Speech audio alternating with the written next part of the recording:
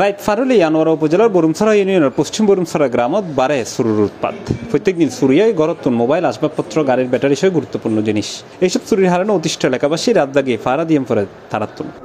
আইলে মানে খাবার ভাঙি ফেলাই নির্যাতন করবো ঘর গলিরা মানে কি দিয়ে লেডি লই বাম আসিল দিয়ে একে 3-4 বার বেড়া জুড়ি বেরি লাচ্চা দিয়ে আড়িলে হর ভাড়া ধরি ফেলাই বাসের ভাড়া ভাইয়ে অনেক ফুক্তিন এরকম করে ডিহালা বইতা হারা নিলে ফেসাক টেসাক গড়ি না পারে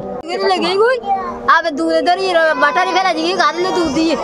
আবার এড়া আইর গলি এই দূরে দিয়ে আবার ধর দেই তারা সই দিয়ে দেন ধর গত সোমবার জুলাই 28 তারিখ মধ্যরাতে পশ্চিম বরুমছড়ার একদম বাড়িতুন টিন হারিয়ারে অটোরিকশার ব্যাটারি চুরি করতে যায় হাতে নাতে ধরা হয় স্থানীয় নিজামুদ্দিন প্রকাশ আব্দুল মান্নান নামে এক চোর। তারে দরিবের পর উত্তেজিত জনতা গণপিটুনি দেয়। এন্ডি চুরিরা গণপিটুনি দিয়ে ভুক্তভোগী উল্টো হয়রানির শিকার বলে অভিযোগ করছে এলাকাবাসী। প্রতিটা বাড়ির প্রতিটা ঘরের মানুষ অতিষ্ঠ গিয়ে লাস্ট পর্যায়ে গণপিটুনি তারা গণপিটুনি দিয়ে গণপিটুনি থেকে দেখি মর্মান্তিকভাবে আহত হয়ে অনেক কীভাবে মেজিয়ে নারা হইনা পারে স্কুল তো মাইবা স্কুল যার আইয়ের ইন্দি হাই স্কুল দিয়া ইয়া যাবে সময় এটা মাইভালের গিয়া গুচ্ছু স্যার মানে তারা উদ্দে মানে হামলা করে আর বজন এটা গমেই ফাটিক না ওদের নির্যাতন করতে শুধু মানুষের ঘরত গলি মন্নান মানুষের আর গম মোবাইল না দিলে এখন ঘর চল বাকি নেই 2-3 বার আর খবর লগে গিয়ে দর খাইয়ে বড় খেয়ে এটার বিচার করি না পারে। আর 40,000 টাকা লোয়া 5 ফুট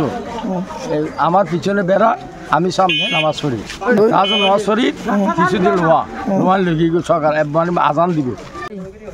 লাইতে দিনভর বাইনবো লাতিয়া বাইরে আরা দরজা ঠেলিব টইন হাড় ফেলাবো হাত দিছাবো আর ঘর ভিতর দুয়ার ঠেলি ঢুকিব। এ ঘটনায় অভিযুক্ত সুরুর ভাই উল্টো মামলা করলে পুলিশ মব জাস্টিস বা আইন আটক তুলিবের অভিযোগে এলাকার 2 জনরে গ্রেপ্তার করে লওয়া যায়। যে কারণে খুবই ফুসি উঠছে এলাকাবাসী। দ্রুত ওই 2 জনরে মুক্তির দাবি জানাই তারা। দেখি এটা দুয়াল দেখি নিরপরাধ ফোয়া তারল দেখি মানে তারার মূলতল দেখি ভাব নাই এখন হল দেখি এই দুয়া নিরপরাধ ফোয়ার আরল দেখি মানে আর এলাকার মানুষজন বেকুন সাইড দেখি তারার মুক্তি দক ইয়ানত বিচার আছে আচার আছে বিচার আচার ভেঙে যে জুলুম নির্যাতন নেন এই যে দুয়া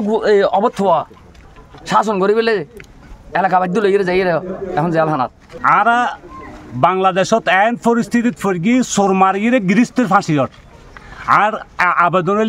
প্রশাসনের উদ্যতন কর্মকর্তার অলর কাছে যেনতে এই মামলান সুস্থ তদন্ত করি ও যে প্রফেশনাল চোর উগ্র দর্শনকারী বা হদুন মাইফাদের মুখ নকল আতঙ্ক সৃষ্টি করে ফেলে গোড়া এলাকাত। 3টা বাজে আর ঘরত মানে সরবানের দিন রুটি বানাই বলে ফিরাই এই দিন হল দিয়ে আর বাচ্চার মোবাইলে লই ধর আই ধরিয়ে হারিয়ে ফেলাই সাইডবান্ডের লট মানে নয় লট লই গিয়ে তাই এটা এলাকা যে তার দ্বারা মানে বেশি অতিষ্ঠ আর ঘর সামনতুন তার কোনো মর্ত নাই 500 মোবাইল লেগে বারবার ব্যাগুন নতুন পুলিশ সূত্রে জানা গিয়ে এর আগেও চুরির অভিযোগে গ্রেপ্তার হইল অভিযুক্ত চোর আব্দুল মান্নান। তবে ও আবার জেলেতুন জামিনে বাইরে একই হান্ড ঘটার জানতে চাইলে ইউপি সদস্য আব্দুল মালিক সি+এর মুঠোফোনে জানাই কিছু তো কিন্তু আর একটু নিয়ে তো সেকেন্ড অফিসারে শিমু স্যার কতুন ওই জাঙ্গার গোলাতুন ঘটনাস্থল হ্যাঁ ঘটনাস্থল হতে মেম্বার আপনার তো জন লাগবে তুই আগে তুই হতে এটা যারা দেখি এই লেসের জন লাগবে তুই সেই জন্যই তো লগি ও আচ্ছা বুঝছো না সেই জন্য লগি এটা দেখাতে